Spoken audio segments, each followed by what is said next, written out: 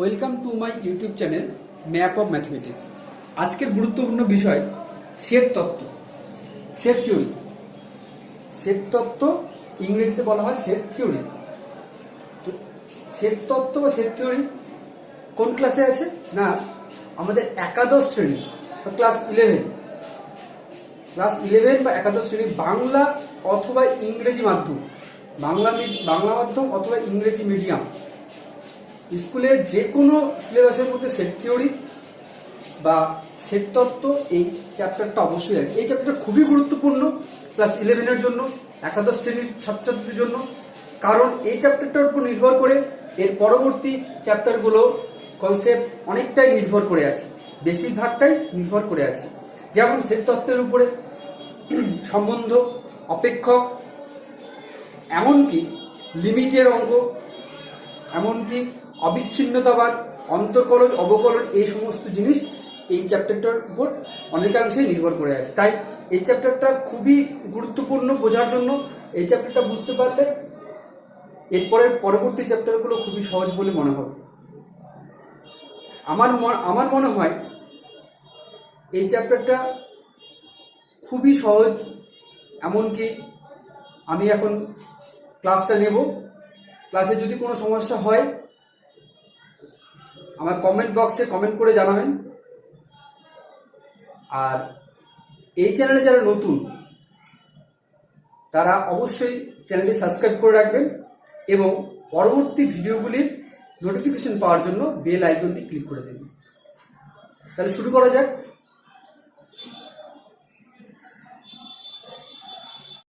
চ্যাপ্টারটা শুরু করার আগে প্রথমেই আমাদেরকে কিছু প্রতীক বা সিম্বল সম্পর্কে জানতে হবে।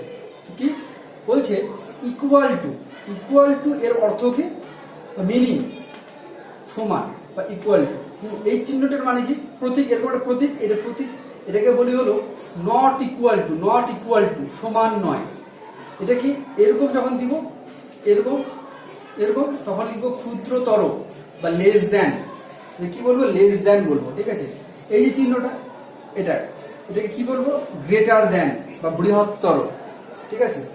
তারপরে লেস দ্যান ইকুয়াল টু, ক্ষুদ্রতর বা সমান। লেস দ্যান ইকুয়াল টু, এটাকে কি বলে? লেস দ্যান ইকুয়াল টু, একটা দিয়ে দেবো লেস দ্যান ইকুয়াল টু। আর এটা কি? এটা হলো গ্রেটার দ্যান ইকুয়াল টু। বৃহত্তর বা সমান, greater than or equal to. এটাকে কি বলে? লেস দ্যান কে কেটে দিলাম, ক্ষুদ্রতর নয়, নট লেস দ্যান হলো।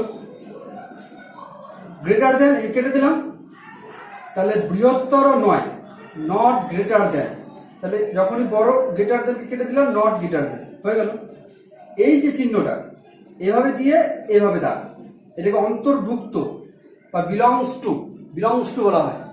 আর যখনই আমি এই বিলংস টু চিহ্ন দিয়ে এটাকে কেটে দিব, তখন এটা হয়ে গেল অন্তর্ভুক্ত নয় বা ডাজ নট বিলং টু। তাহলে এগুলো কি? এগুলো হলো কয়েকটা প্রতীক। আরো কিছু প্রতীক আছে, আমি এখনই বলবো। এই প্রতীকগুলো সিবিএসসি এমনকি আমাদের বাংলা মাধ্যমের যে স্কুলগুলো আছে, প্রত্যেকটা স্কুলের জন্য এই প্রতীকগুলো অবশ্যই সেট থিওরি পড়ার আগে অবশ্যই লাগবে। তাই সেট থিওরি শুরু করার আগে এই প্রতীকগুলো সম্পর্কে আগে ডিটেলসে জানতে হবে, না হলে কিন্তু সেট থিওরি পড়তে চরম সমস্যার সম্মুখীন হতে হবে, ঠিক আছে? তাহলে এর পরের প্রতীকগুলো নিয়ে বলছি। আরো কতগুলো প্রতীক নিয়ে আমরা এখন আলোচনা করব। তো শুরু করা যাক।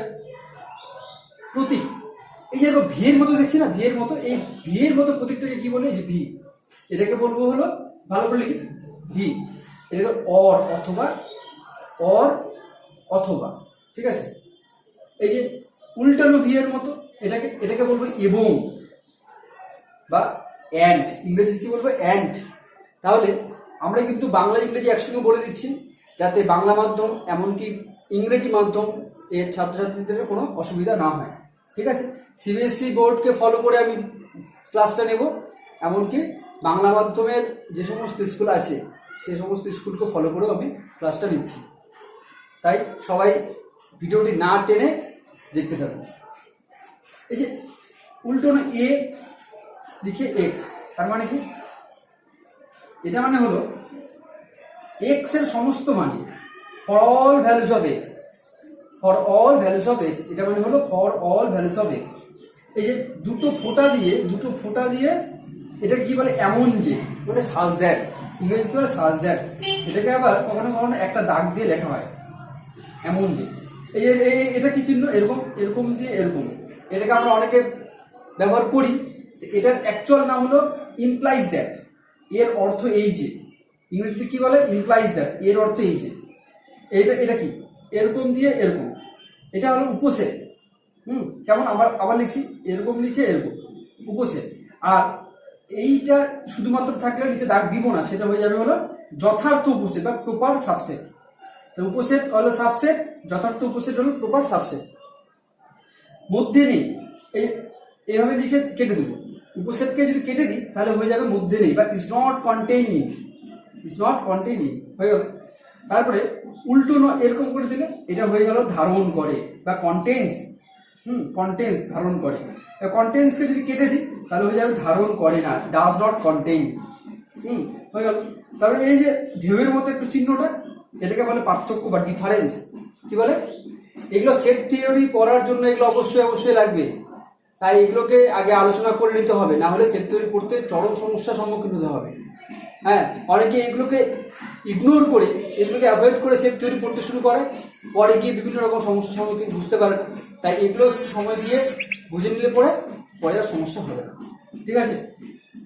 তারপরে কি বলছে, এরকম একটা দাগ অথবা এরকম দাগ, এটা কি বল, দুটি সেটের অন্তর, দুটি সেটের পার্থক্য, অন্তর বোঝাতে আমি এভাবে ডিফারেন্স অফ টু সেট এই চিহ্নটা ব্যবহার করব। এর মাথায় ছোট্ট করে সি, ঠিক আছে, এ সেটের পূরক সেট বলে, এর মাথায় ছোট করে সি, বা এটাকে এর মাথায় দাগ দিয়েও লেখা হয় এভাবে, বা এর মাথায় এরকম একটা ড্যাশ দিয়েও লেখা হয়। এটাকে কি বলা হয়, এ সেটের পূরক সেট। ইংরেজিতে কি বলছে, complement of set A, complement of set A, এটাকে কি বলে, কমপ্লিমেন্ট অফ সেট এ। এর মাঝে ছোট্ট করে কমপ্লিমেন্ট মানে সি দিয়ে লেখা হয়। ইউ, এটাকে ইউনিয়ন, ইউ এর মতো লেখে, ইউ এর মতো ইউনিয়ন। আর উল্টো ইউ এর মতো এটাকে বলা হয় ছেদ বা ইন্টারসেকশন। আরো কতগুলো আছে বলছি, এখানে আরো কতগুলো প্রতীক নিয়ে আলোচনা করা হবে। এখানে বলছে ক্যাপিটাল ইউ দিয়ে কি লেখা হয় না, ক্যাপিটাল ইউ বা ক্যাপিটাল এস দিয়ে সার্বিক সেট। সার্বিক সেটকে কিভাবে লেখা হয়, ক্যাপিটাল ইউ, ঠিক আছে, বা ক্যাপিটাল এস দিয়ে লেখা হয়। তারপরে বলছে স্ক্রিপ্ট এন, মানে এমনিতে ক্যাপিটাল এন লিখবো, এর সঙ্গে একটা স্ক্রিপ্ট চিহ্ন দিয়ে দেবো, কোনো দিকে ডবল দিয়ে দেবো, বা মাঝখানে ডবল দিয়ে দেবো, তাও এটা স্ক্রিপ্ট এন হয়ে যাবে। এটা দিয়ে কি বোঝাবে না, এটা দিয়ে স্বাভাবিক সংখ্যার সেট বোঝাবে, স্বাভাবিক সংখ্যার সেট। স্বাভাবিক সংখ্যা কোনগুলো, যে 1, 2, 3, 4, যেগুলো দিয়ে আমরা কোনো কিছু গুনতে ব্যবহার করি, যেগুলো সংখ্যা দিয়ে গোনাগুলির কাছে কাউন্টিং। তাহলে যেগুলো সংখ্যা দিয়ে, যে সমস্ত সংখ্যা দিয়ে আমরা কাউন্ট করি, সেই সমস্ত সংখ্যাকে স্বাভাবিক সংখ্যা বলি। তাহলে সেই সেটকে আমরা স্ক্রিপ্ট এন দিয়ে লিখি। তারপরে W, capital W, script W, কোথায় স্ক্রিপ্ট চিহ্ন দিয়ে দিলে হয়ে গেল, এখানে, ঠিক আছে। এটাকে আমি বলবো হলো অখণ্ড সংখ্যার সেট, অখণ্ড সংখ্যার set, set of whole number. Set of whole number, যেরকম 0, +-1, +-2, এগুলো হয়ে গেল প্রত্যেকটা অখণ্ড সংখ্যা। জেড, ক্যাপিটাল জেড, স্ক্রিপ্ট একটা চিহ্ন দিয়ে দেবো, এটা পূর্ণ সংখ্যার সেট। পূর্ণ সংখ্যার সেট, যে পূর্ণ সংখ্যা। তারপরে একই জিনিস, এটা 0, +-1, +-2, এগুলো। জেড প্লাস পজিটিভ, জেড লিখে মাথা পজিটিভ, তারপরে 0, 1, 2, 3, এগুলো প্রত্যেকটা হয়ে গেল জেড প্লাস, মানে হলো ধনাত্মক পূর্ণ সংখ্যার সেট, সেটা পজিটিভ ইন্টিজার। আরেকটা আছে এরপরেরটা, সেটা হলো জেড লিখে মাইনাস দিলে, মাথায় মাইনাস দিলে, এটা হয়ে গেল ঋণাত্মক পূর্ণ সংখ্যার সেট বা সেট অফ নেগেটিভ ইন্টিজার, মানে -1, -2, -3, এগুলো হয়ে গেল set of negative integer. Q, মূলদ সংখ্যার সেট। কিউ, মূলদ সংখ্যা, আমরা জানি যে সমস্ত সংখ্যা p/q আকারে লিখতে পারি, হ্যাঁ, যেখানে q ≠ = 0, সেগুলোকে আমি মূলদ সংখ্যা বলি। তাহলে সেই মূলদ সংখ্যার সেটকে আমরা কি, স্ক্রিপ্ট কিউ, মানে কিউ লিখে একটু ডবল দাগ দিয়ে দিলে কোনো একদিকে, সেটা হয়ে গেল মূলত সংখ্যার set, set of rational number. তারপরে কিউ এর মাথায় যখনই পজিটিভ চিহ্ন দিয়ে দেবো, স্ক্রিপ্ট কিউ এর মাথায় পজিটিভ, এটা হয়ে গেল ধনাত্মক মূলত সংখ্যা, ধনাত্মক মূলত সংখ্যা। আর কিউ এর মাথায় যখনই আমি নেগেটিভ চিহ্ন দিব, এটা ঋণাত্মক মূলত সংখ্যা বা set of negative rational number. মানে এটা কি, এটা যদি 5/7 হয়, এটা হয়ে যাবে -5/7। এটা এক্সাম্পল বললাম। তারপরে আর খুবই গুরুত্বপূর্ণ জায়গা, আর লিখে একটা দাগ দিয়ে দেবো, কোথাও একটা ডবল দাগ। তাহলে এটা হয়ে গেল আর, এটা রিয়াল নাম্বার বা বাস্তব সংখ্যার সেট। বাস্তব সংখ্যা সবই বাস্তব সংখ্যার লাইন জানি আমি, এটা বাস্তব সংখ্যার লাইন।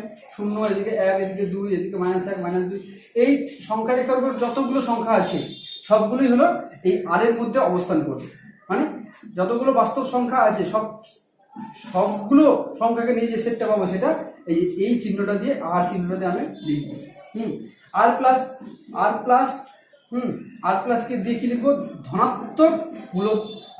ধনাত্মক বাস্তব সংখ্যা, set of positive real number. আর নেগেটিভ দিয়ে কি লিখবো, set of negative real number. এটাকে বলো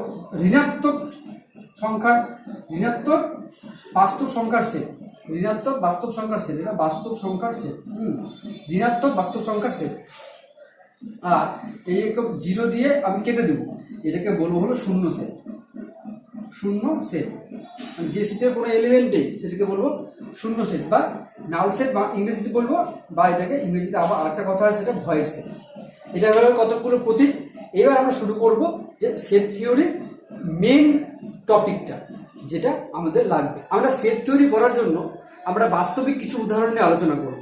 যেরকম আমরা বাড়িতে বা আমাদের আশেপাশে অনেক বস্তুকে দেখি, হ্যাঁ, যেগুলো একসঙ্গে কিছু একই ধরনের কিছু বস্তু এক জায়গায় থাকে। তো আমরা বলি যে একটা সেট, বা কতগুলো এক জায়গায়, মনে করো বাড়িতে এক জায়গায় কতগুলো বল আছে, তাহলে ওরা একই ধরনের জিনিস, ওগুলো এটাকে কি বলবো, এটাকে বলবো হলো বলের সেট। বা এখানে যদি কতগুলো জুতো থাকে, কতগুলো জুতো থাকলে এই জুতোর সেট। বা কতগুলো খেলনা আছে, কতগুলো খেলনার সেট। সেখানে সেটটা এখানে এমন একটা জিনিস, আমি সেটটা তখনই বলবো, কখন বলবো না, যখন ওই সেটের যে বস্তুগুলো, যে সেটের যেগুলো নিয়ে সেটটা তৈরি করছি, যেগুলো নিয়ে আমি সংকলন কালেকশন করছি, হ্যাঁ, সেই কালেকশনটা বা এগ্রিগেটটা, যে কালেকশনটা করছি, সেই কালেকশনটা যেন নির্দিষ্ট কিছু ওয়েল ডিফাইন, মানে আমি একটু লিখলে ওয়েল ডিফাইন হতে হবে। ওয়েল ডিফাইন হতে হবে। তাহলে কিরকম ব্যাপারটা না, বলছে কতগুলো বস্তু সমূহের সেট, কতগুলো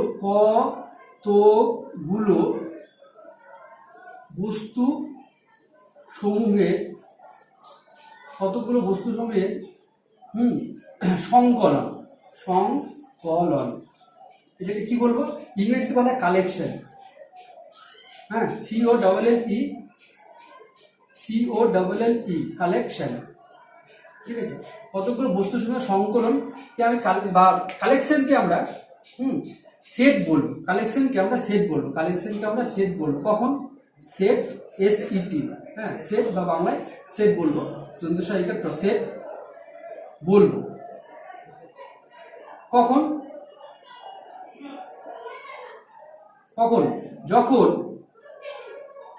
যখন 1 নম্বর, সেই সংকলনটি সুসংগত হবে। সংকলনটি কি হবে, সংকলনটি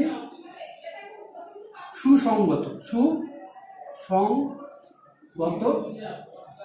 হবে। সুসংগত মানে এটি ওয়েল ডিফাইন বলছি ইংরেজিতে, well define, DEFINED, well define হবে।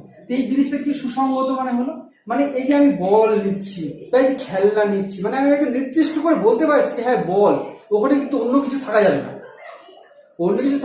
খেলনা যদি বলি তাহলে সবগুলো ওখানে খেলনাই হতে হবে। ওয়েল ডিফাইন, নির্দিষ্ট করে একটা ডেফিনেশন দিতে পারছি, হ্যাঁ বল বা খেলনা, ওখানে কিন্তু অন্য কিছু ঢোকালে পরে সেট আর হবে না। ঠিক আছে, তাহলে সেট হতে গেলে প্রথম কন্ডিশন সেটা হলো যে ওয়েল ডিফাইন হতে হবে। 2 নম্বর আরেকটা কন্ডিশন হতে হবে, সেটা হলো যে সংকলনের অন্তর্গত প্রত্যেকটা বস্তু, সংকলনের অন্তর্গত যে কোনো দুটি বস্তু পরস্পর ভিন্ন হতে হবে। ভিন্ন হতে হবে।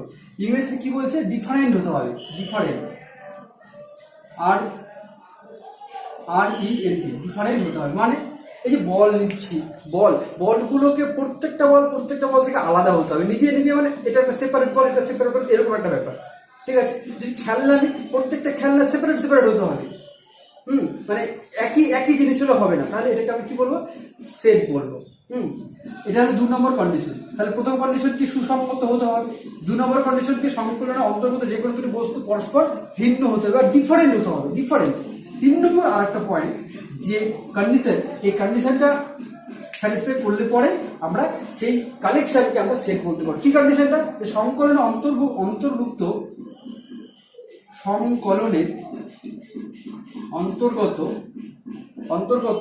বস্তুগুলো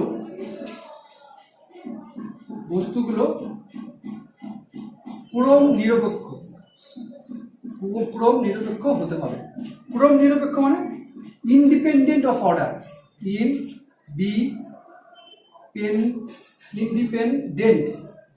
ইন্ডিপেন্ডেন্ট অফ অর্ডার হতে হবে। মানে কোনো রকম আগে পরে নিলে যে চেঞ্জ হয়ে যাবে না, আমি ইচ্ছা মতো বল নিতে পারি, হ্যাঁ, এলোমেলোভাবে নিতে পারি, বা এলোমেলোভাবে খেলনাগুলো নিতে পারি, তাহলে আমি কি বলবো? দ্যাট ইন্ডিপেন্ডেন্ট অফ অর্ডার, মানে কোনো রকম মানে আগে পরের কোনো ব্যাপার নেই, যে আমি ইচ্ছে মতো সাজাতে পারি বা ইচ্ছে মতো রাখতে পারি, এটাকে তখন বলবো সংকলন। সেই সংকলনটাকে আমি তখন কি বলবো? সেট বলবো। তাহলে সেট বলবো, একটা 3টা শর্ত আছে।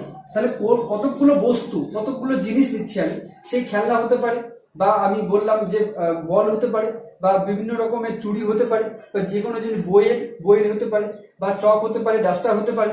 তো সেই বস্তুগুলোর সংকলন যখন নিচ্ছি, কালেকশন নিচ্ছি, এগ্রিগেট যখন করছি, সেই এগ্রিগেটটাকে আমি সেট বলবো। কখন?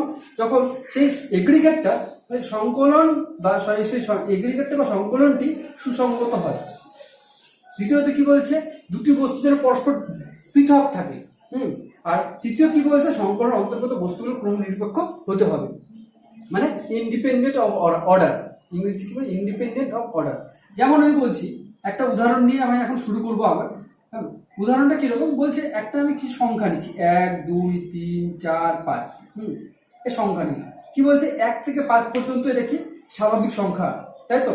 1 2 3 4, এটাকে আমি সেট বলবো। যদি আমি 1 2 2 3 4 5 নিই, তাহলে কিন্তু এটাকে আমি আর সেট বলবো না। কেন বলবো না? কারণ এখানে 2 সংখ্যাটা পরপর 2 বার ঢুকে গেছে।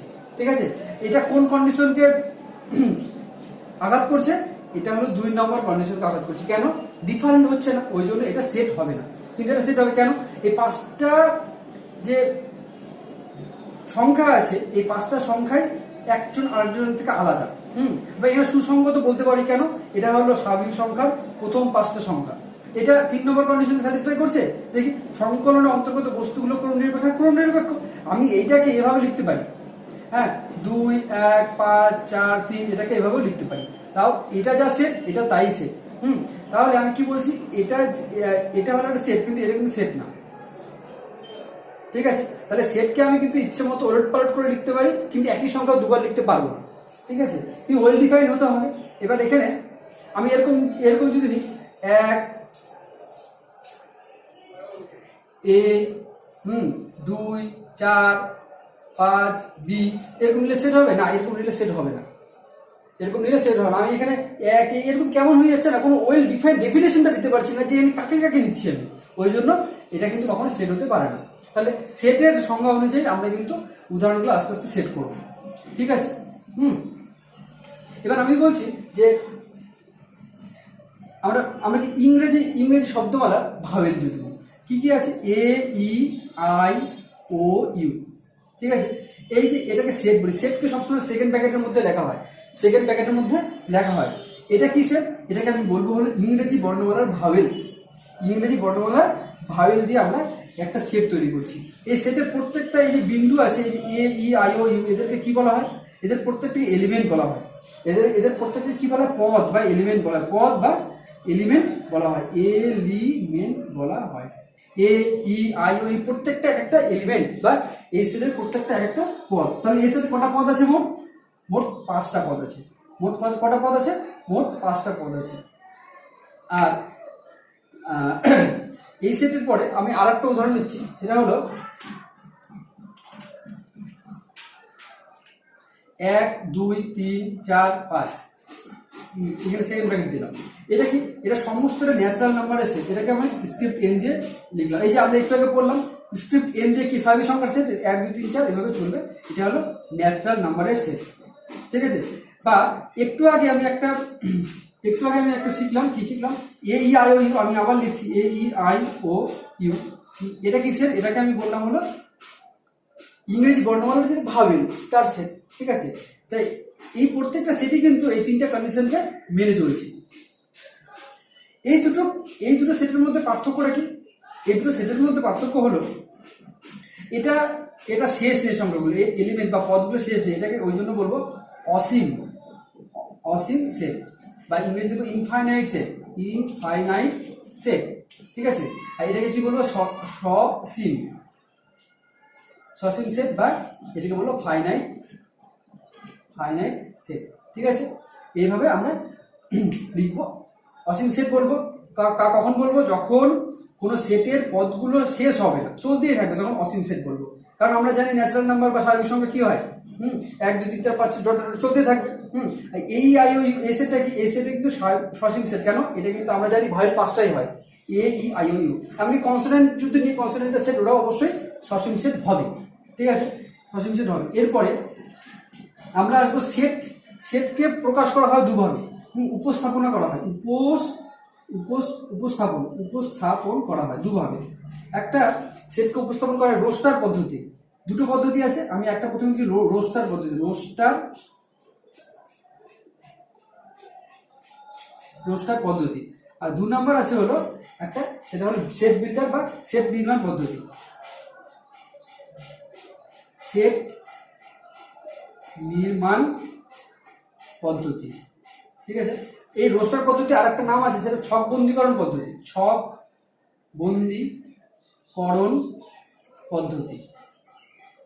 আর সেট নির্মাণ পদ্ধতির আর একটা আছে ধর্মভিত্তিক পদ্ধতি। এর ইংরেজি নামগুলো একটু বলে দিই, রোস্টার বা টেবুলার, রোস্টার বা টেবুলার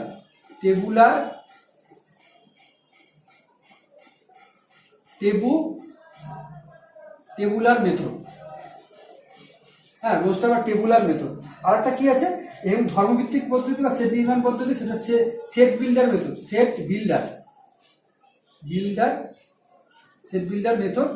বিল্ডার বা আর একটা বলা হয় প্রপার্টি মেথড।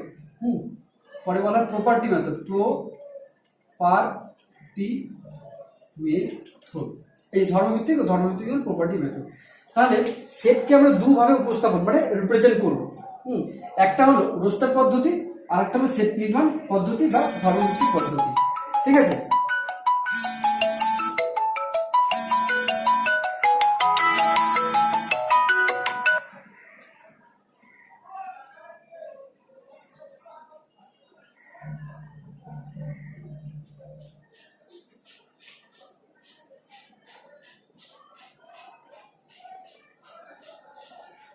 তো একটু আগে যেটা আমি লিখছিলাম, একটা স্বাভাবিক সংখ্যার সেট লিখছিলাম।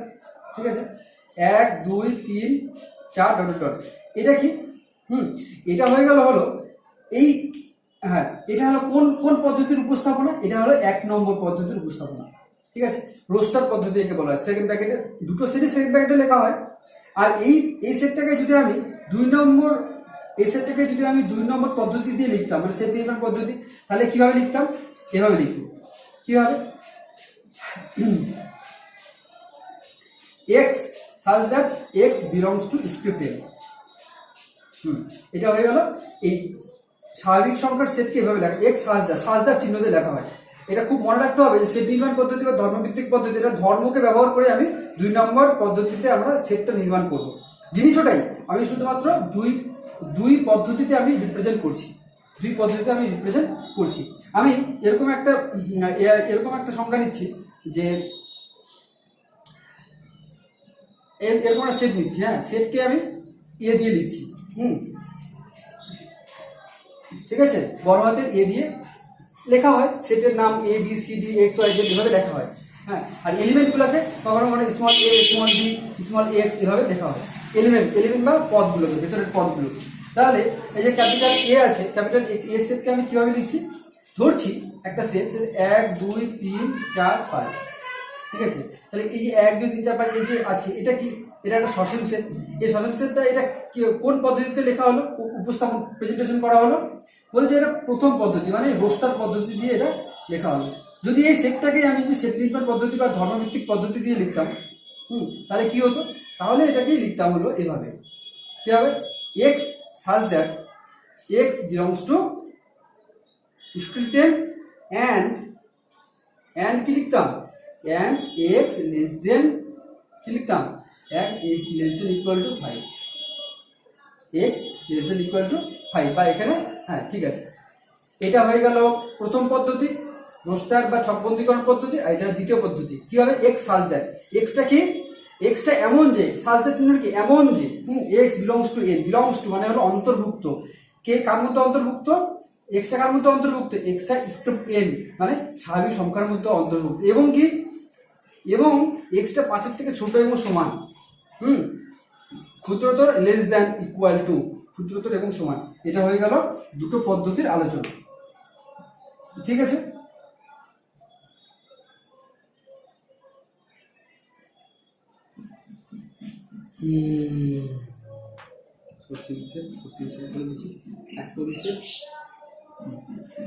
এরপর একটা সসীম সেট বলেছি, অসীম সেট বলেছি, আর কি আছে, আছে এক পদী সেট। যে সমস্ত সেটে একটা মাত্র পদ থাকবে, যেরকম আমি যদি আর সংখ্যা নিই, 5 নিয়ে একটা সেট হতেই পারে, একটা সেট হতেই পারে। তাহলে যদি কোনো সেটে দেখি যে শুধুমাত্র একটাই এলিমেন্ট আছে, তাহলে সেই সেটটাকে আগে বলবো এক পদী সেট হলো। আর একটা আছে, সেটা হলো যদি কোনো সেটে কোনো পদই না থাকে, কোনো পদ কোনো এলিমেন্টই নেই, তাহলে ওই সেটটাকে আমি কি বলবো, এটাকে বলবো হলো শূন্য সেট বা null set, NULL null set, এটাকে আমরা বলবো শূন্য সেট বা নাল সেট, ঠিক আছে। এরপরে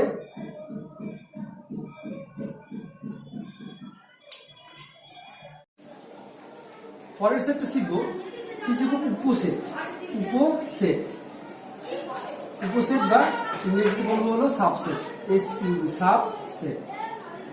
তাহলে উপসেট বা সাবসেট কি জিনিসটা, উপসেট হলো, ধরছি আমি দুটো সেট, ধরছি এ একটা সেট, বি একটা সেট, তো আমি কাকে উপসেট, কাকে উপসেট দেখাবো, ধরছি আমি বি সেটটাকে এ সেটের সাবসেট দেখাতে চাচ্ছি, হ্যাঁ আমি বলছি দেখাতে চাচ্ছি সাবসেট কি না, তাহলে যদি সাবসেট দেখাতে হয় তাহলে আমি কাকে সাবসেট দেখাতে চাচ্ছি, বি সেটটাকে। আগে বলি যে সাবসেট চিহ্ন কিভাবে দেখে, আমরা শিখছিলাম উপসেট, এই যে উপসেট চিহ্ন এরকম, যাকে আমি সাবসেট দেখাবো, তাকে আমি এদিকে লিখবো, আর যার সাবসেট তাকে আমি ডান দিকে লিখবো। তাহলে এই হলো বি সাবসেট এ, বি উপসেট এ, এখানে একটা ইকুয়াল টু চিহ্ন হয়, ইকুয়াল না দিলে যথার্থ উপসেট হবে, ওই ব্যাপারটা আমি পরে বলছি আবার। তাহলে আমি যাকে উপসেট দেখাতে চাচ্ছি বি সেটটাকে, তাহলে কিভাবে দেখাবো, তাহলে প্রথমে আমি আমার যেটা কাজ সেটা হলো, যে সেটটাকে উপসেট দেখাতে চাচ্ছি সেখান থেকে আমি একটা এলিমেন্ট তুলবো, একটা পদকে তুলে দেখাবো, মানে এক্স বলে একটা পদ তুলবো, ধরছি এক্স, তাহলে সেটা কোথেকে তুললাম, বি থেকে। তুলে যদি দেখাতে পারি সেই এক্সটা এর মধ্যে আছে, তাহলেই বলে দিতে পারবো যে বি সেটটা এ সেটের সাবসেট, ঠিক আছে। যদি এক্স বলে একটা এলিমেন্ট বি থেকে তুলে দেখাতে পারি ওই এলিমেন্টটা এর মধ্যেও আছে, তাহলে কি বলতে পারবো, বিটা হয়ে গেল এর সাবসেট। কিরকম একটা উদাহরণ ধরছি, এ সেটকে আমি এভাবে ধরছি 1 2 3 4 5, বি সেটকে আমি এভাবে ধরছি 2 3 4, তাহলে আমি এখান থেকে দেখতে পাচ্ছি যে বি এ কটা এলিমেন্ট, 3টা এলিমেন্ট, এ তে কটা এলিমেন্ট, 4-5টা এলিমেন্ট। তাহলে বি থেকে যদি আমি একটা এলিমেন্ট, যে কোনো একটা এলিমেন্ট তুলি, পদ তুলি, তিন তুলছি, ধরছি তিনটা কোথায় আছে, 3টা না বিতে আছে, তাহলে এই 3 যদি বিতে থাকে, এবার দেখাবো এই 3টা কি এতে আছে কি, হ্যাঁ 3টা এতেও আছে। তাই বি থেকে যে কোনো একটা র্যান্ডমলি ইচ্ছে মতো আমি একটা এলিমেন্ট তুলবো, এই এলিমেন্টটা যদি দেখি এতেও থাকে, তাহলে বলবো যে এই বি সেটটা এ সেটের তখন সাবসেট, তখন আমি লিখবো বি সাবসেট অফ এ, ঠিক আছে। আর যদি এরকম একটা সি বলে একটা সেট নিচ্ছি, ধরো যে 2 2 5 6, ঠিক আছে। তাহলে এখানে 6 যদি তুলি, এটা 3টা এলিমেন্ট আছে সি এর মধ্যে, 6 সি আছে, 6 সিতে অবস্থান করছে, সি সেটে। এটা 6 এ তখন কিন্তু এতে আর অবস্থান করছে না, ওই জন্য কেটে দিলাম। যেহেতু একটা এলিমেন্ট তুললাম সি থেকে, সেই এলিমেন্টটা দেখাতে পারছি না যে এর মধ্যে আছে, তাই আমি সি সেটটাকে কিন্তু এ সেটের সাবসেট বলতে পারবো না। তাহলে সি সেটটাকে এ সেটের সাবসেট বলতে পারবো, সিটা এ সেটের সাবসেট না, ঠিক আছে। আমরা এইভাবে লিখি, এটা হয়ে গেল সাবসেটের ধারণা, ঠিক আছে। এরপরে আমরা শিখবো ইকুয়াল সেট। ইকুয়াল সেট মানে ধরছি এরকম এ বি বলে দুটো সেট ধরছি। কিরকম সেট? যদি এরকম হয় যে এর এলিমেন্টগুলো 1 2 3 4 5, ধরছি বি এর এলিমেন্টগুলো 2 4 1 5 3, হ্যাঁ। তো এখানে কি দেখতে পাচ্ছি না, এর মধ্যে যে 5টা এলিমেন্ট আছে বি এর মধ্যেও কিন্তু ওই 5টা এলিমেন্টই আছে, শুধুমাত্র ইচ্ছে মতো একটু ওলটপালট করে সাজানো আছে। তাহলে সেটের ডেফিনেশনে আমরা কিন্তু একটা শিখেছিলাম যে ইন্ডিপেন্ডেন্ট অফ অর্ডার, একটা কন্ডিশন স্যাটিসফাই করতে হবে। তাহলে এটা যে সেট, এটা কিন্তু ওই সেট, এখানে কিন্তু কোনো ডিপেন্ড করে নেই অর্ডারের উপর, ইচ্ছে মতো আমরা র্যান্ডামলি ইচ্ছে মতো সাজিয়ে লিখতে পারি। তাহলে এখানে এর মধ্যে যতগুলো এলিমেন্ট আছে বি এর মধ্যে ততগুলো ওই এলিমেন্টগুলোই আছে। তাহলে আমি যদি দেখি এ আর বি এর সেম সংখ্যক এলিমেন্ট, এমনকি সেম এলিমেন্ট থাকে, একই এলিমেন্ট থাকে, তাহলে আমরা চোখে দেখে বলতে পারবো যে এ এবং বি দুটো ইকুয়াল সেট, ঠিক আছে। ইকুয়াল সেটের পরে আমরা এবার শিখবো হলো যথার্থ সেট। যথার্থ উপসেট বা যথার্থ উপসেট বা প্রপার সাবসেট। প্রপার সাবসেটের ক্ষেত্রে আমি দেখাবো যে এরকম 1 2 3 4 5, বি যদি নিই 1 2 3 4 5, এখানে বি এর প্রত্যেকটা এলিমেন্টই কিন্তু এতে আছে। আমি কিন্তু বলতেই পারি যে বি সেটটা এ সেটের সাবসেট। কারণ কি? কারণ বি এর প্রত্যেকটা এলিমেন্ট তুলে দেখতে পাবা যে বি এর প্রত্যেকটা এলিমেন্টই এর মধ্যে অবস্থান করছে। তাই কিন্তু বিটা এর সাবসেট বা এটা বি এর সাবসেট আমি বলতে পারি, ঠিক আছে। এবার তাহলে বি এর সাবসেট হয়ে গেল। এবার আমি বিটাকে না এভাবে নিলাম না, বিটাকে আমি কিভাবে নিলাম? বিটাকে এভাবে নিলাম। তাহলে তো বিটা কি, এই যে এখানে 3টা এখানে 5টা আছে, এই অবস্থাতে বিটা কি এর সাবসেট হবে? অবশ্যই হবে, কারণ বি এর 3টা এলিমেন্ট প্রত্যেকটা এর মধ্যে আছে, তাই বিটা এর সাবসেট হয়ে গেল। এবার প্রপার সাবসেট হতে গেলে কি করতে হবে না, প্রপার সাবসেট হতে গেলে বি এর মধ্যে যতগুলো এলিমেন্ট আছে এটা তো সাবসেট হলো। প্রপারের ক্ষেত্রে কিন্তু তখন এই চিহ্নটা, ইকুয়াল চিহ্নটা হবে না। প্রপারের ক্ষেত্রে শুধু এই চিহ্নটা হবে, সাবসেট চিহ্নটা হবে। তাহলে যার আমি সাবসেট দেখাচ্ছি, যার সাবসেট দেখাচ্ছি তার মধ্যে বি এর এলিমেন্ট গুলো ছাড়া এক্সট্রা ন্যূনতম একটা এলিমেন্ট পড়ে আছে কিনা সেটা দেখবো। কি বললাম? ন্যূনতম একটা এক্সট্রা এলিমেন্ট পড়ে আছে কিনা। বি এর মধ্যে 3টা এলিমেন্ট আছে, এর মধ্যে 5টা এলিমেন্ট আছে, আমি দেখবো বি এর মধ্যে যতগুলো এলিমেন্ট আছে সেই এলিমেন্টগুলো বাদ দিয়ে এক্সট্রা কোনো এলিমেন্ট এতে পড়ে আছে কিনা। যদি থাকে তাহলে আমি বলবো বিটা এর প্রপার সাবসেট। এটা হয়ে গেল প্রপার সাবসেট। আবার ইংরেজিতে বলা হলো যথার্থ সাবসেট, যথার্থ উপসেট, বা এটাকে বলা হচ্ছে কি, এটাকে বলে প্রপার সাবসেট, প্রপার সাবসেট হয়ে গেল। এরপরে আমরা শিখবো হলো সার্বিক সেট, বা এটাকে বলা হচ্ছে হলো ইউনিভার্সাল সেট জিনিসটা কি? ইউনিভার্সাল সেটটা কিন্তু বিভিন্ন অঙ্কের ক্ষেত্রে বিভিন্ন রকম আমরা ধরতে পারি বা ধরতে হবে, ঠিক আছে। এটা বিভিন্ন রকম হতে পারে, হ্যাঁ। ইউনিভার্সাল সেট বিভিন্ন রকম হতে পারে, ইউ দিয়ে লিখতে পারি, এস দিয়ে লিখতে পারি, ক্যাপিটাল ইউ দিয়ে। ন্যাচারাল নাম্বার সেট হতে পারে 1 2 3 ন্যাচারাল নাম্বার সেট হতে পারে, বা ইউনিভার্সাল সেট আর দিয়েও লেখা যেতে পারে। তো বিভিন্ন জায়গায় বিভিন্ন রকম হতে পারে, ঠিক আছে। আর দিয়েও লেখা যেতে পারে।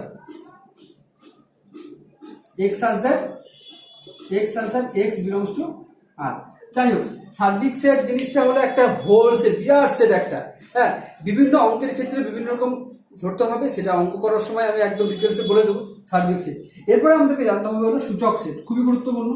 সূচক সেট, সূচক সেট বা এটাকে ইংরেজিতে বলা হচ্ছে power set, power set. Power set বলা হচ্ছে। এই জিনিসটা খুবই গুরুত্বপূর্ণ জানতে হবে। সূচক সেট জিনিসটা কি, এটা বোঝানোর জন্য আমি একটা উদাহরণ নিচ্ছি। 1 2 3, ঠিক আছে। এই যে সেট আছে, তাহলে এ সেটের মোট কটা এলিমেন্ট? 3টা এলিমেন্ট। তাহলে এ সেটের কতগুলো আমি সাবসেট তৈরি করতে পারবো? তাহলে একটা এলিমেন্ট নিয়ে একটা সেট হতে পারে। একটি করে একটা পদ নিয়ে, হ্যাঁ, একটি করে পদ নিয়ে সেট কটা হবে? একটা হবে 1, একটা 2, একটা 3। কারণ এই যে সেটটা আছে, 1 নিয়ে যে সেটটা পাবো, একটা এলিমেন্ট নিয়ে যে সেটটা পাবো, ওই সেটটা অবশ্যই কিন্তু 1 2 3 এই সেটের অবশ্যই সাবসেট, এই সাবসেট চিহ্ন দিলাম। ওই জন্য একটা করে এলিমেন্ট নিয়ে যে সেটটা পাবো প্রত্যেকটাই কিন্তু এই সেটের সাবসেট, ঠিক আছে। তাহলে এগুলো আমি কি লিখছি? একটি করে পদ নিয়ে তৈরি করা প্রত্যেকটা হলো উপসেট। এগুলো এটা একটা উপসেট। দুটি করে পদ নিয়ে সেট করা হবে, উপসেট কেমন হবে? উপসেট লিখে দিয়ে একবার সুবিধা হবে। উপসেট, দুটি করে পদ নিয়ে 1 2 একটা উপসেট, 2 3 একটা উপসেট, 1 3 একটা উপসেট, ঠিক আছে। আর তিনটা করে পদ নিয়ে কটা উপসেট? না 1 2 3, এটা কিন্তু 1 2 3 এটা কিন্তু নিজেই একটা উপসেট, এ সেটের উপসেট এই নিজেই। আর কি হবে? আর শূন্য সেট বলে একটা ফাই সেট বা নাল সেট, এটা একটা কিন্তু অবশ্যই উপসেট হবে। তাহলে মোট কটা সেট হলো? 1 2 3 4 5 6 7 8। তাহলে এই যে উপসেটগুলো পেলাম, তাহলে মেন সেট ছিল এ সেটে মোট কটা এলিমেন্ট ছিল? 3টা। এই এ সেটের যতগুলো আমি উপসেট পেলাম, কটা পেলাম? এখানে 3টা পেলাম, একটা করে পদ নিয়ে, দুটো করে পদ নিয়ে 3টা পেলাম, আর 3টা পদ নিয়ে একটা পেলাম, আর ফাই নিজে একটা উপসেট, ফাই প্রত্যেকটা সেটের উপসেট। তাহলে মোট কটা উপসেট পেলাম? 8টা। তাহলে এই যে উপসেটগুলো পেলাম, এই উপসেটগুলোকে নিয়ে যে আবার সেট, তাহলে ওটাকে বলবো হলো পাওয়ার সেট, বা এটাকে বাংলায় বলা হচ্ছে সূচক সেট। পাওয়ার সেটটা তাহলে কি হবে? পাওয়ার সেটটা হবে হলো এই সেকেন্ড ব্র্যাকেটের মধ্যে লিখবো, প্রথমে ফাই লিখবো, তারপরে হবে 1, তারপরে হবে 2, তারপরে হবে 3, তারপরে হবে 1 2, তারপরে হবে 1 3, তারপরে হবে 2 3, তারপরে হবে 2 3, ঠিক আছে। তারপরে হবে 1 2 3। এটা হয়ে গেল কটা হলো? 1 2 3 4 5 6 7 8, মোট 8টা এলিমেন্ট হয়ে গেল। তাহলে আমি দেখতে পাচ্ছি কোন একটা সেট যার মধ্যে 3টা এলিমেন্ট আছে, সেই 3টা এলিমেন্ট যুক্ত সেটের মোট পাওয়ার সেটের এলিমেন্ট সংখ্যা কটা হয়ে গেল? 8টা হয়ে গেল। তাহলে 3টা এলিমেন্ট থাকলে সেটে, সেই সেটের পাওয়ার সেট অফ, এটাকে আর কি লিখে দিই, of A, power set of A, এর মোট এলিমেন্ট কটা হয়ে গেল? 8টা। এই যে 8টা এলিমেন্ট পেলাম, এই 8টা এলিমেন্ট নিয়ে যে একটা সেট, এই যে সেকেন্ড ব্র্যাকেটের মধ্যে লিখছি, এই সেটটাই হলো পাওয়ার সেট। একটা জিনিস এখানে লক্ষণীয়, যে প্রশ্নে আসে বা এটা আমাদের বোঝানোর ব্যাপার আছে, যে পাওয়ার সেটে মোট কতগুলো এলিমেন্ট থাকবে সেটা আমরা কি করে পাবো। এখানে না হয় 3টা এলিমেন্ট আছে বলে আমি এটা খুঁজে বলতে পারলাম, কিন্তু যখন এখানে অনেকগুলো সংখ্যা থাকবে, অনেকগুলো পদ থাকবে, তখন আমি কি করে বলবো যে ওই সেটের পাওয়ার সেটে কতগুলো এলিমেন্ট থাকবে? সেটা আমরা কি করে পাবো? না, বলছে একটা সূত্র আছে 2 to the power n, 2 to the power n বলে একটা সূত্র। nটা কি বলছে? পাওয়ার সেটে কতগুলো এলিমেন্ট থাকবে, সেটা আমি কোন সূত্র দিয়ে পাবো? 2 টু দি পাওয়ার n। এই nটা কি? nটা হলো এই যে সেটের পদ সংখ্যা। nটা হলো পদ সংখ্যা, বা ইংরেজিতে বলা হচ্ছে নাম্বার অফ এলিমেন্ট। এটা হয়ে গেল স্মল এনটা হয়ে গেল নাম্বার অফ এলিমেন্ট। এই 2 টু দি পাওয়ার n এই সংখ্যাটার মাধ্যমে আমি বলতে পারবো যে পাওয়ার সেটে কতগুলো এলিমেন্ট আছে। তো কি করে পাবো? তো 2 টু দি পাওয়ার n, এখানে n কত? 3, তো 2 এর মাথায় কিউব, 2 কিউব মানে 8। এই 8 যে সংখ্যাটা পেলাম, এই সংখ্যাটাই হলো পাওয়ার সেটের এলিমেন্টের সংখ্যা, ঠিক আছে। এই সংখ্যাটা হয়ে গেল পাওয়ার সেটের এলিমেন্টের সংখ্যা। আর একটা জিনিস জানতে হবে, সেটা হলো ভেন চিত্র বলে একটা ব্যাপার আছে, ভয়কার তন্তু নয়, ভেন চিত্র বা ইংরেজিতে বলছে ভেন ডায়াগ্রাম। এই জিনিসটা কি? ভেন ডায়াগ্রামের ক্ষেত্রে আমরা ধরছি একটা সেট, যে এ বলে একটা সেট। কোনটা? এ বলে একটা সেটকে আমি ধরছি, এই যে এই সেটটা। 1 2 3 4 5 এই সেটটাকে আমি ধরছি এটা বোঝানোর জন্য। এ বলে একটা সেট আছে। আর একটা সেট ভেন চিত্র আর ডায়াগ্রাম ভেন ডায়াগ্রাম আঁকার সময় কিন্তু আমাদেরকে লক্ষ্য রাখতে হবে সবসময় একটা ইউনিভার্সাল সেট দেওয়া থাকবে, ইউনিভার্সাল সেট দেওয়া থাকবে বা সার্বিক সেট দেওয়া থাকবে। কিরকম ব্যাপারটা, আমি এই অঙ্কের ক্ষেত্রে যদি একটা উদাহরণ নিই, এর মান 1 2 3 4 5, এই অঙ্কের ক্ষেত্রে আমি ইউনিভার্সাল সেট আমি যদি তৈরি করি, আমি তৈরি করতে পারি বা অঙ্কে বা প্রশ্নে দেওয়া থাকবে। তো বিভিন্ন অঙ্কের ক্ষেত্রে বিভিন্ন রকম ইউনিভার্সাল সেট হতে পারে। কিরকম ইউনিভার্সাল সেটটাকে আমি ধরে নিচ্ছি, আমি এখানে 1 2 3 4 5 6 7 8 9 10 ইচ্ছে মতো আমি একটা সেট ধরলাম। আমি ইউনিভার্সাল মানে কি হতে হবে, যে সেটের সাপেক্ষে আমি ইউনিভার্সাল সেটটা আমি কল্পনা করছি সেটাকে এর থেকে বড় হতে হবে। তাহলে আমি ইউনিভার্সাল সেটকে আমি ভেন ডায়াগ্রামে কিভাবে আঁকবো, ভেন ডায়াগ্রামে একটা ইউনিভার্সাল সেটকে সবসময় একটা আয়তাকার চিত্র দিয়ে লেখা হয়। কি বললাম, ভেন ডায়াগ্রামে সবসময় ইউনিভার্সাল সেটকে একটা আয়তাকার চিত্রের মধ্যে লেখা হয়। কিরকম ব্যাপারটা, এইটাকে বলে ইউনিভার্সাল সেট, এভাবে ইউ দিয়ে লেখা হয়। এর মধ্যে সবগুলো এলিমেন্ট থাকে। কোন কোন এলিমেন্ট, ইউনিভার্সাল এর মধ্যে সে যতগুলো এলিমেন্ট থাকবে, এখানে যেহেতু 10টা ধরেছি এলিমেন্ট আছে, এই 10টা এলিমেন্ট এখানে এভাবে র্যান্ডামলি ঘোরাফেরা করে থাকবে। ঠিক আছে, যাতে 10টা আছে, আরো বিভিন্ন অঙ্কের ক্ষেত্রে বিভিন্ন রকম হতে পারে। তো এই ইউনিভার্সাল সেটের মধ্যে এ সেটটা এখানে ঢুকে থাকবে। এ সেটটা এইভাবে আমরা দেখাবো। কিভাবে দেখাবো, বৃত্ত করে দেখাবো। একটা বৃত্ত করে দেখো, এর মধ্যে কে কে ঢুকে আছে না, বলছে 1 2 3 4 5, মানে এখানে 1 ঢুকে আছে, 2 ঢুকে আছে, 3 ঢুকে আছে, 4 ঢুকে আছে, আর 5 ঢুকে আছে। এই সেটটা, এটাকে আমি তখন এ দিয়ে লিখি। তা বাকি এলিমেন্টগুলো কোথায় পড়ে আছে, না বাকি এলিমেন্টগুলো পড়ে আছে হলো 6 7 8 9 10। হ্যাঁ, আলটিমেট ইউনিভার্সালের মধ্যে কিন্তু সবগুলো 1 2 3 4 5 6 7 8 9 10। হ্যাঁ, এই প্রত্যেকটা এলিমেন্টই কিন্তু আয়তক্ষেত্রের ভেতরে আছে। শুধু পার্থক্যটা কি, পার্থক্যটা হলো যে 1 2 3 4 5 এই 5টা সংখ্যা বৃত্তের ভেতরে আছে। এই বৃত্তের ভেতরে আছে মানে এর ভেতরে আছে। বাকি পদগুলো ইউনিভার্সাল সেটের পদ, অবশ্যই বাকি পদগুলো এই এ সেটের বাইরে আছে। কি বললাম, 1 থেকে শুরু করে 10 পর্যন্ত প্রত্যেকটা পদই কিন্তু ইউনিভার্সালের আয়তক্ষেত্রের মধ্যে আছে। পার্থক্যটা কোথায়, পার্থক্যটা হলো যে 1 থেকে 5 পর্যন্ত এই এলিমেন্টগুলো এ সেটের এই বৃত্তের মধ্যে আছে। এই বৃত্তটাকে আমি এ সেট দিয়ে ডিনোট করছি। হ্যাঁ, তো 1 থেকে 5 পর্যন্ত এই বৃত্তের মধ্যে আছে। বাকিগুলো কোথায় আছে, বাকিগুলো আছে এই যে 6 থেকে 7 8 9 10, এই এলিমেন্টগুলো কিন্তু এই বৃত্তের বাইরে আয়তক্ষেত্রের ভিতরেই আছে। তাহলে আমরা ভেন চিত্র আঁকার সময় প্রথমে ইউনিভার্সাল সেটকে সবসময় একটা আয়তাকার চিত্র দিয়ে আঁকবো, আর সেই ইউনিভার্সাল সেটের সাপেক্ষে যে সেটটা দেওয়া থাকবে সেই সেটটাকে সবসময় বৃত্ত দিয়ে আমরা কল্পনা করব। আজকের মতো এই ক্লাসটা এখানে সমাপ্ত করা হলো। এর পরবর্তী ভিডিও পাওয়ার জন্য আমাদের সাথে যুক্ত থাকুন এবং নোটিফিকেশন পাওয়ার জন্য নতুন নতুন ভিডিও আসতে চলেছে, আরও ভালো ভালো আরও উৎকৃষ্ট মানের ভিডিও আসতে চলেছে। এই সমস্ত ভিডিও পাওয়ার জন্য, নোটিফিকেশন পাওয়ার জন্য আমাদের সাথে যুক্ত থাকুন এবং সাবস্ক্রাইব করুন।